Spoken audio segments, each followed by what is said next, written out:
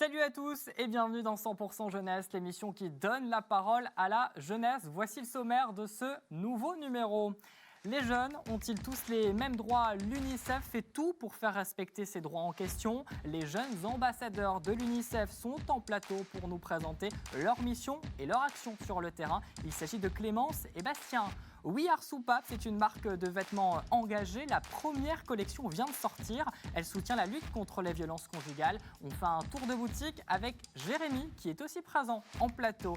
Et puis notre chanteuse que nous découvrirons en dernière partie d'émission fait tout pour surprendre son public, toujours en quête de nouveautés avec une bonne dose d'audace. Vous allez très rapidement comprendre et elle nous prépare également un live en dernière partie. Voilà pour le sommaire, installez-vous confortablement, 100% jeunesse ça commence maintenant, let's go! Et on ouvre sans plus tarder cette émission avec cette question, les jeunes ont-ils tous les mêmes droits? Réponse dans ce micro-trottoir. Tous les jeunes ont les mêmes droits, oui et non, parce que ça dépend de qui on parle. À la maison, tout le monde n'a pas des parents qui peuvent les aider, donc c'est pour ça que, par exemple, dans mon ancien collège, on avait créé, il y avait un système de devoirs faits où les profs, une heure après ou avant les cours, aidaient les élèves à faire leurs devoirs, à apprendre, etc. Des fois, par exemple en sport, des fois les profs ils sont un peu plus... ils favorisent un peu plus les garçons que les femmes plutôt. L'interdiction des vêtements trop courts, alors que nous on n'est pas interdit. Si on vient en short, on a le droit, alors que les filles, de temps en temps, dans certains établissements, elles n'ont pas le droit. Donc ouais, il y a des inégalités. Aujourd'hui, la région Grand Est, elle a mis en place un système avec des ordinateurs qui sont distribués à tous les lycéens. Et ça, justement, je trouve ça assez bien parce que tout le monde a à peu près accès au numérique. Mais avant, justement, il y avait vraiment des lacunes là-dessus parce qu'on était obligé d'aller dans les bibliothèques ou des endroits comme ça si on n'avait pas un PC à la maison, par exemple. Les réponses sont mitigées, oui, non. Alors on va justement parler de ces droits des jeunes avec vous, Clémence et Bastien. Alors on connaît tous l'UNICEF, ou du moins on en a déjà tous un petit peu entendu parler. Mais qu'est-ce que c'est concrètement? Quelles sont un peu les missions de l'UNICEF? Et je crois qu'on peut même les résumer en 5 grands piliers. Racontez-nous. Du coup, les missions de l'UNICEF, c'est de faire entendre la voix des jeunes. Et ça passe par beaucoup de thématiques différentes. Donc je ne sais pas s'il y en a vraiment 5, mais en tout cas, il y a l'écologie, l'égalité filles-garçons. Et ça agit vraiment, l'UNICEF agit vraiment sur plein de thématiques différentes. Alors vous êtes tous les deux ambassadeurs de l'UNICEF depuis maintenant 3 ans pour toi Clémence. Pour toi Bastien, c'est depuis septembre, c'est tout frais, tout nouveau. Votre rôle, c'est lequel au-delà de représenter l'UNICEF, Bastien? On mène des actions de sensibilisation, autant dans des collèges, des écoles que dans d'autres assemblées. On cherche à atteindre un public assez vaste pour vraiment faire prendre conscience aux gens des enjeux que mène l'UNICEF dans ses combats. Vous avez de véritables responsabilités finalement à jouer sur le terrain, on peut le dire. Oui, on est des bénévoles UNICEF à part entière. Et donc on a à peu près les mêmes libertés que les adultes. Bien sûr, on est toujours accompagnés, mais on peut être à l'initiative de projets et les mener du début à la fin. On est vraiment considérés comme des bénévoles à part entière. Alors vous faites partie de la tranche des moins de 26 ans, ce qui représente comme la moitié des bénévoles de l'UNICEF Moselle. Pourquoi avoir souhaité s'engager au sein de l'UNICEF? On va peut-être commencer par toi Bastien, tout frais, tout nouveau. J'étais pendant 3 ans conseiller départemental des jeunes de la Moselle et je m'occupais des liens entre UNICEF et le département. Donc c'était une suite logique à la fin de mon mandat d'intégrer UNICEF. Clémence, aussi la même chose, les mêmes volontés, non, d'aller de l'avant, d'aider justement la jeunesse? Oui, c'est ça, c'est en me rendant compte que les jeunes justement n'avaient pas les mêmes droits partout que j'ai voulu m'engager et l'UNICEF propose aux jeunes de s'engager, donc c'est pour ça que je choisis l'UNICEF. Et ce qui est intéressant, c'est que vous me disiez en préambule de cette émission que vous êtes libre dans vos missions, que vous laissez place finalement à votre créativité et à votre imagination pour récolter un maximum de dons. La mission première finalement de l'UNICEF, c'est cette liberté-là qui vous a poussé à vous engager aussi pour l'UNICEF?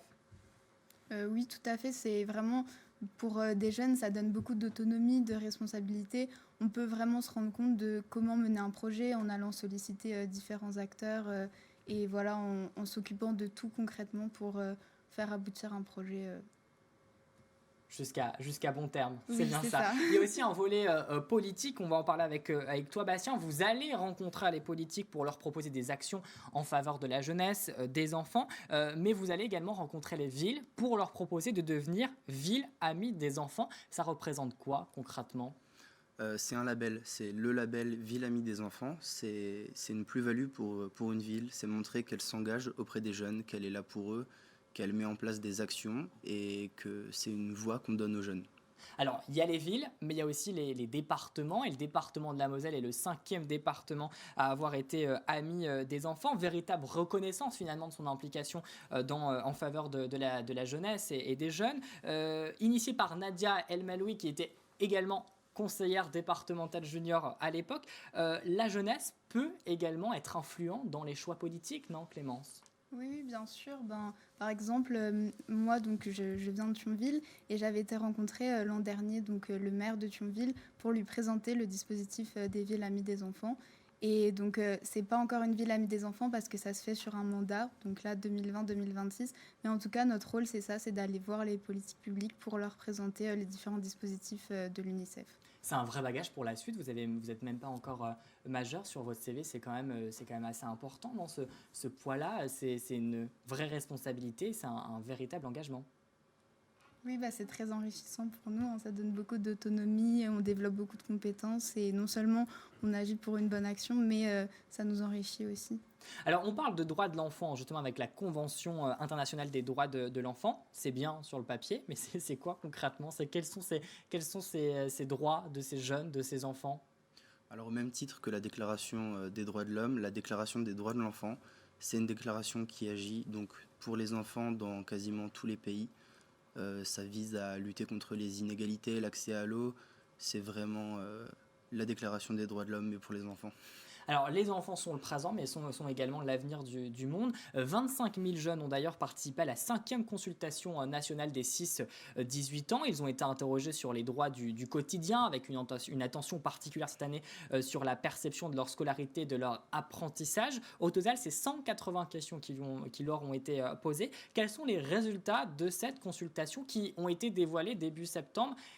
Quels sont ces chiffres et ces résultats ? Vous en avez certains à nous communiquer, non ? Clémence, Bastien ? Alors ces résultats, on a beaucoup de notes positives, c'est vrai, mais on a aussi des problèmes qui ont été relevés avec la consultation. On apprend que 5% des jeunes français, en tout cas, n'ont aucune aide chez eux concernant leurs devoirs. 70% des jeunes sondés nous ont indiqué qu'ils étaient victimes d'une privation, quelle qu'elle soit au niveau de l'alimentation ou culturelle. 70% des jeunes Français manquent de quelque chose au quotidien. On a d'autres chiffres également. 23,8% des enfants et des jeunes n'ont pas accès à un ordinateur ou une tablette pour faire leurs devoirs. On en parlait justement et on a entendu dans le micro-trottoir. Certes, la région Grand Est, elle aide les jeunes à l'accès au numérique à tous, mais ce n'est pas le cas pour tous les jeunes. 2,7% n'ont jamais et 4,8% n'ont que rarement pu continuer à travailler et faire leurs devoirs chez eux pendant le confinement, ce qui explique le décrochage scolaire de maintenant. Alors, vous mettez des actions. Vous faites des missions sur le territoire pour justement aller renverser un petit peu la balance. Et le 20 novembre, c'est la journée mondiale de l'enfance. Qu'est-ce que vous allez faire ? On attend beaucoup de vous, je présume, non ? Oui, c'est une journée très importante pour les bénévoles et en particulier pour les jeunes ambassadeurs. Et donc, la Moselle ne fait pas exception. Donc, il y aura plusieurs villes qui seront éclairées en bleu, dont notamment Thionville. Donc, il y aura tous ces bâtiments publics éclairés en bleu. Mais aussi, donc, ça, c'est un projet initié par les jeunes ambassadeurs. Il y a un concert solidaire qui sera organisé à Metz, donc le 20 novembre à 16h, à l'église luthérienne de Metz. On note dans nos agendas, voilà, le 20 novembre. Rue Mazel, l'église luthérienne. Et donc là aussi, c'est pour récolter un maximum de dons. C'est bien ça. Oui. Est-ce qu'il y a un sujet chez l'enfant qui vous tient particulièrement à cœur ? Bastien, peut-être ? Moi, c'est la liberté d'expression. C'est donner vraiment une voix aux enfants et qu'elle compte autant que celle de n'importe qui d'autre. Et c'est pour ça qu'on a cette jeunesse présente sur ce plateau avec une émission qui leur est totalement dédiée. Toi, le sujet qui te tient particulièrement à cœur, Clémence ? Moi, c'est un sujet qui est beaucoup soulevé en ce moment, c'est la santé mentale des enfants et des jeunes. Et justement, la consultation nationale dont vous venez de parler a relevé qu'au niveau de la santé mentale des jeunes, il y avait encore beaucoup à faire. Si vous avez un vœu à faire pour les enfants, pour la jeunesse, ça serait lequel ? Certes, vous avez des sujets qui sont totalement différents, mais ce vœu que vous aurez à donner à la jeunesse, ça serait lequel ? Si vous avez un vœu en particulier ? Assez généralement que la voix des jeunes soit plus entendue et plus prise en compte par les décideurs publics. Bastien, l'avis est le même ? Le même. On a bien résumé. Alors si on vous laisse 20 secondes et pas une seconde de plus pour donner envie à d'autres jeunes qui, comme vous, ont envie de s'engager pour finalement les enfants et la jeunesse, ça serait quel message que vous leur donnerez? C'est cette caméra-là, 20 secondes et pas une seconde de plus, allez-y. Devenir jeune ambassadeur UNICEF, c'est avant tout une expérience très enrichissante. C'est mener à bien des projets qui nous tiennent à cœur et c'est venir en aide aux autres. Voilà, ça permet de développer énormément de compétences et comme a dit Bastien, c'est extrêmement enrichissant, donc engagez-vous. Eh ben merci infiniment. Anaïs, il va falloir s'engager. En plus, déjà bien les couleurs portées de. Je suis venue exprès avec le tailleur de Jérémy, couleurs pour la même soutenir. au sein de l'UNICEF. En tout cas, merci Clémence et Bastien d'avoir porté aujourd'hui sur ce plateau et au quotidien la parole des jeunes pour défendre leurs droits et vos droits finalement, parce que vous êtes essentiellement concernés. Merci infiniment. En bref, également, une invitation invitée chez soi des étudiants internationaux pour partager un repas le 11 et 12 décembre prochain. Se déroulera l'édition Échange Gourmand en partenariat avec la ville de Metz et le Crous Lorraine. Il est proposé aux familles de Metz et de l'agglomération messine de partager un moment convivial riche en échanges culturels avec les étudiants et les chercheurs internationaux. Le concept est simple, les familles de Metz et l'agglomération invitent un ou plusieurs étudiants ou chercheurs venus de tout horizon pour un déjeuner dominical. Cette rencontre est l'occasion de partager un moment convivial et festif et également de nouer un lien autour d'un bon repas typiquement lorrain. Inscription jusqu'au 5 décembre sur www.crous-lorraine.fr, rubrique internationale. À présent, parlons d'une marque de vêtements engagé avec toi, Jérémy. Tu as 22 ans, tu es étudiant avec déjà plein de réussites et de très très beaux projets dont tu vas nous en présenter les détails. On peut le dire. Alors, une petite erreur quand même de parcours au début médecine, mais finalement, c'est le graphisme et le design qui t'a un petit peu rattrapé et qui t'a permis de lancer We Are Soupap, une marque de vêtements engagée. La marque de fabrique, c'est fait pour les jeunes, pour éduquer les jeunes et les crapules. Explique-nous et raconte-nous tout. Oui, exactement. Donc, merci Valentin aujourd'hui de me recevoir. Avec plaisir. Donc, le projet, c'est une marque de vêtements, comme tu l'as dit, qui s'appelle We Are Soupap. Donc, We Are Soupap, c'est une marque de vêtements qui est éthique, engagée et solidaire, qui vise à faire le lien entre le monde extérieur et nos idées. Donc, exactement, j'ai commencé par faire une année de médecine et je me suis redirigé vers le design, qui m'a permis du coup de développer ce projet et de devenir ce qu'il est aujourd'hui. Alors, est-ce que selon toi, la mode peut faire évoluer les consciences collectives? Alors bien sûr, c'est le principe même du projet. Je considère que évolution rime avec ambition. Et donc, c'est justement au sein de vêtements engagés que je souhaite notamment soutenir différentes causes. Donc le principe même, c'est de développer des collections capsules et qui vont, au fur et à mesure du temps, soutenir diverses associations et diverses causes. Et en l'occurrence, la première, c'est les violences conjugales. Alors justement, cette collection qui est sortie début novembre, qui traite et qui lutte pour les violences conjugales, pourquoi cette cause et pas une autre en ouverture de collection? D'accord, alors ça fait 8 mois que je travaille sur ce projet et notamment j'ai reçu le statut étudiant-entrepreneur qui m'a permis de rejoindre le réseau Pépite, notamment soutenu par le PIL, donc le pôle étudiant-entrepreneuriat de Lorraine. Et au fur et à mesure de mes recherches, j'ai défini cette cause qui est les violences conjugales, qui est une cause très noble et qui est également aussi d'actualité. Donc c'était aussi l'occasion de prendre un premier problème et de le résoudre au fur et à mesure du temps grâce à mes vêtements.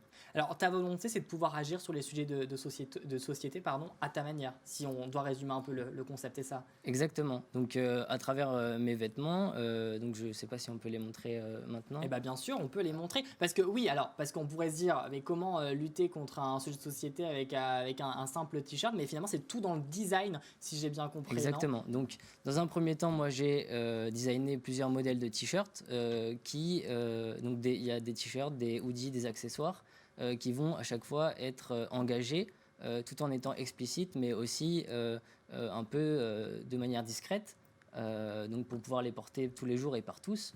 On pourra peut-être les présenter juste après. On va justement, on les a vus il y a quelques instants à l'antenne, on va peut-être les remettre et on va s'arrêter sur chaque t-shirt et tu vas nous les décrire. Alors, ce t-shirt-là, on voit une cache avec un bonhomme jaune, mais qu'est-ce que ça représente? Exactement. Donc, dans les violences conjugales, il y a deux types de violences. Il y a les violences psychologiques et les violences physiques. Et en l'occurrence, celui-ci traite des violences psychologiques qui, justement, make justice great again. Donc, rendre la justice en défendant la cause, pardon. Et donc, justement, toute cette collection est contre les violences conjugales et donc pour enfermer les crapules en question. Les crapules en question. Alors, on va regarder ce t-shirt-là. Je vais le prendre. Alors, c'est un ticket de caisse. En tout cas, moi, je l'ai compris comme ça. C'est bien ça.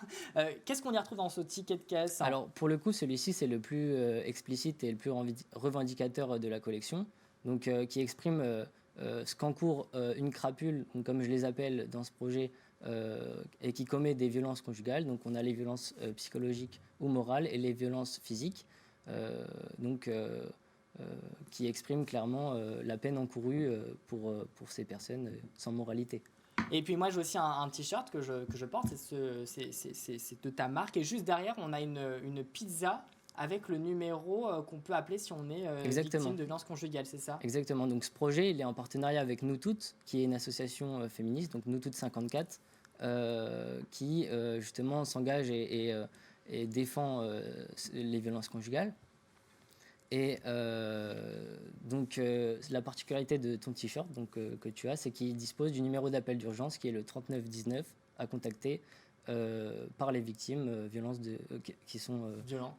Qui sont victimes de violences conjugales. On remet tous les mots dans le bon sens. Alors sur cette collection, un pourcentage de vente sera justement reversé à des associations partenaires. Tu nous les as dit, ce sera le cas à chaque fois. Donner de la visibilité aux causes les plus touchées, c'est ce que tu voulais faire de ce projet, de cette marque We Are Soupape. Exactement. L'ambition, c'est aussi de pouvoir reverser des dons aux associations, qui vont être reversés à Nous Toutes, comme je vous l'ai dit, Nous Toutes 54. Et également pouvoir rediriger des victimes directement vers des plateformes de confiance qui vont prendre en charge ces personnes-là et pouvoir les orienter pour pouvoir les aider tout simplement. Vers des cellules, des associations. Exactement. Et l'ambition aussi du projet, c'est de pouvoir participer à des événements physiques et toujours à but de sensibiliser les autres. Et alors les perspectives, parce que là on peut justement précommander toute la collection sur le site internet wearesoupape.com, il va s'afficher justement en bas de votre écran. La suite, c'est laquelle? C'est une boutique éphémère? Quel est l'idéal pour toi? Alors la suite, ça va être à définir en fonction de la communauté. Donc il y aura un vote qui va être fait suivant cette collection et aussi les retours que je vais y avoir. Qui va définir la prochaine cause à combattre. À combattre, et on pourra justement aller suivre tout ça sur les réseaux sociaux et puis également sur ton site internet. Merci d'être venu nous présenter We Are Soupape. On le rappelle, il s'agit d'une marque engagée. La première collection lutte contre les violences conjugales, on peut précommander sur wearesoupape.com, quel accent anglais quand même, c'était important de le souligner. À présent, on passe tout de suite à notre jeu concours qui nous emmène au cinéma Gaumont à Amnéville, qui vous propose de remporter 2 places pour la projection d'un film en 4DX. Alors qu'est-ce que c'est la 4DX? Vous allez me dire, c'est tout simplement génial. La 4DX joue sur les sensations puisqu'elle intègre les odeurs, les fauteuils bougent, et puis si vous êtes dans un film où il pleut, vous aurez des projections d'eau. Bref, vous serez embarqué dans le film. Il faut que vous testiez absolument la 4DX, et pour ce faire, rendez-vous sur nos réseaux sociaux Facebook et Instagram, et puis sur notre site internet moselle.tv pour inscription et renseignements. On finit cette dernière partie d'émission avec Audace, une artiste aussi engagée. La musique, ça demande beaucoup d'audace, non? Finalement, Audace. Je ne vais pas te contredire, Valentin. Tu nous le confirmes? Je confirme. Il faut beaucoup d'audace et savoir passer au-dessus des obstacles, parce qu'il y en a beaucoup dans la musique, énormément dans la musique et dans la vie de tous les jours, dans ma vie professionnelle, privée et compagnie.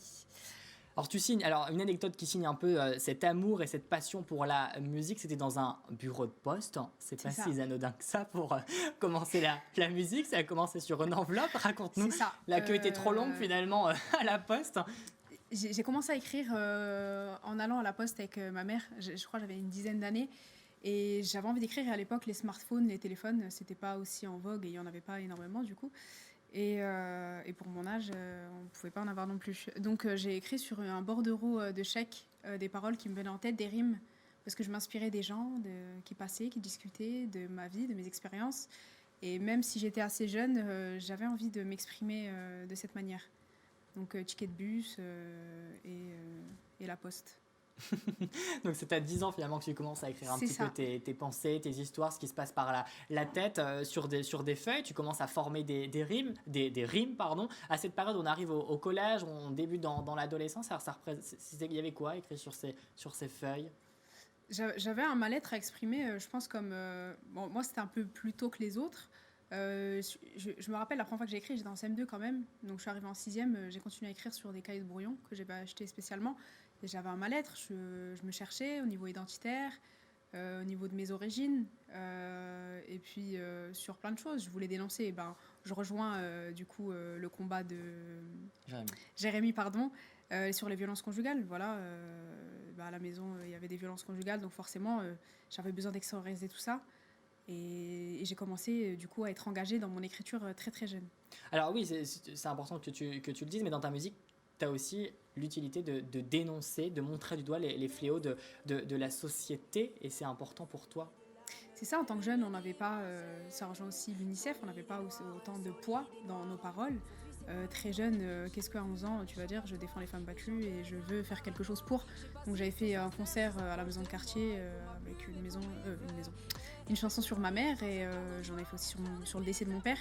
Donc j'avais commencé très tôt à essayer de revendiquer des choses. Alors tu vas faire ton chemin petit à petit, tu vas rencontrer des managers, des musiciens qui vont te pousser à aller de l'avant, ils vont même te permettre de remporter le prix André Chédid en 2019. Est-ce que toi aussi tu te dis, j'ai ma place, je peux réussir dans la musique? Bien sûr, après très tôt je me suis demandé si je l'avais cette place, et c'est vrai qu'elle a été remise en question énormément de fois, de par les rencontres que j'ai pu faire, positives ou négatives, peu importe ce qu'elles m'ont apporté. Et je remercie mon ancien et fidèle compagnon Denis Meyer, qui est toujours à mes côtés bien évidemment, malgré ma signature. C'est quelqu'un qui m'a poussé vers le haut et qui m'a montré que j'étais capable de faire beaucoup plus que ce que je ne pouvais et ce que je faisais à l'époque, notamment le prix André Chédid qui m'a amené aux Francopholies de La Rochelle. Ça m'a ouvert énormément de portes. Suite à ça, du coup, j'ai pu faire un très long chemin. J'ai sorti un album en 2019 sous le nom de Résilience. Pareil, voilà, terme psychologique, la résilience, transformer le négatif en positif. Et puis suite à ça, je suis encore sur la route de la construction d'un nouvel album, et avec ma nouvelle équipe qui est constituée de mon label, et toujours avec Denis qui me soutient énormément, surtout côté administratif. Donc, y a ce label que tu as signé, mais toi la particularité c'est que tu avances toute seule finalement. C'est ça, je suis T'as pas d'équipe autour, tu vas tout seul, tu crées tout seul, et c'est aussi ce qui fait ta personnalité. Je suis très très autonome et indépendante. Je ne supporte pas qu'on me dirige et qu'on me donne des directives. Enfin, j'ai mon manager actuel qui m'aide énormément quand même. On s'écrit, il me dit c'est bien, c'est pas bien. Voilà, donc lui, il valide simplement le projet. Je pense qu'il a compris que j'étais très indépendante et que j'avais besoin d'avancer toute seule. Et voilà, si j'emmène un truc et qu'il me dit ça, il faut le changer, etc., à la limite, je vais modifier ce qu'il a besoin que je modifie. Mais sur le reste, voilà, je suis très très indépendante. J'enregistre seule, je fais mes projets seule, j'écris seule. J'ai la chance d'être accompagnée au niveau des instrumentales par Martin Murer, et je continue à coécrire aussi. Enfin, j'ai un de mes meilleurs amis qui est dans la musique, Serrat, qui m'aide aussi à modifier quelquefois mes écritures qui sont un peu bancales certaines fois. Voilà, j'essaye vraiment d'améliorer mon travail et de faire quelque chose de meilleur aujourd'hui. Tu parles aussi d'amour dans tes musiques. Bien sûr, l'amour, ça fait beaucoup aujourd'hui dans nos vies. On a tous de l'amour par nos parents, nos chats, nos chiens, nos enfants. Et sans amour, on ne vit pas. Voilà. Alors, la phrase philosophique, sans amour, on ne vit pas. Et viens, on coupe l'émission maintenant. Alors, pas d'amour finalement dans l'esprit que tu nous proposes aujourd'hui sur ce plateau, mais un message encore une fois pour sensibiliser, faire réagir les jeunes exposés justement aux influenceurs sur les réseaux sociaux. Audace en live dans 100% Jeunesse, c'est tout de suite avec un son en exclu, un single, c'est Ça Ride. Excuse-moi, Ça Ride. Avec l'accent. Ok, très bien. Et merci infiniment Audace d'être venu sur ce plateau. On te laisse la suite de l'antenne pour nous proposer un live, un exclu, ce single qui est bientôt disponible sur toutes les plateformes de téléchargement. Le temps pour moi de vous remercier, et on se retrouve dans 15 jours pour un nouveau numéro de 100% Jeunesse. À la prochaine, salut.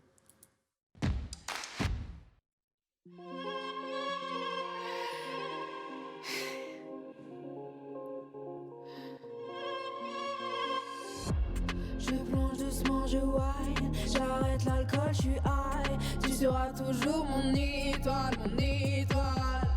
Je tu me fais rêver, je fly. Loin sur la comète, je suis à l'heure, à l'heure. Fidèle, investi comme toujours. Je sais que tu m'aimes pour mon âme.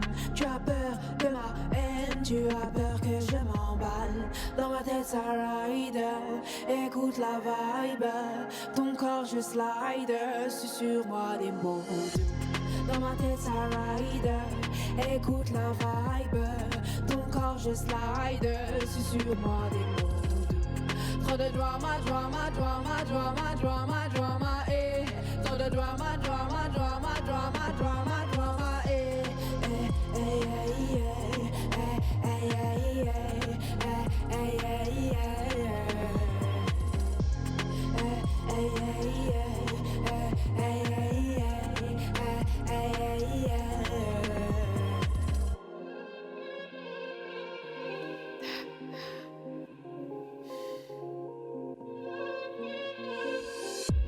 T'es ma star, mon super-héros. Aucun homme prend ta place. Même si tu dis que c'est faux, c'est faux. Je t'aime, pour moi t'es unique. Je te trouve même trop beau, trop beau. Je voudrais que tu me touches pour toujours. Tes mains douces sur mon âme. Trop de souvenirs entre nous. T'es ma famille, c'est normal. Dans ma tête ça ride, écoute la vibe. Ton corps je slide, susurre-moi des mots. Dans ma tête ça ride, écoute la vibe. Ton corps je slide, susurre-moi des mots. Trop de drama, drama, drama, drama, drama, drama, eh. Trop de drama, drama, drama, drama, drama, drama, eh.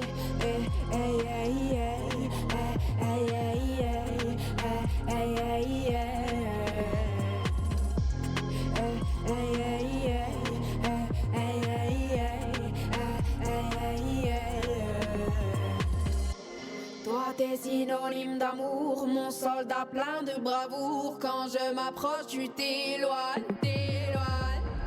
Arrête de réfléchir, j'ai confiance parce que c'est toi, c'est toi.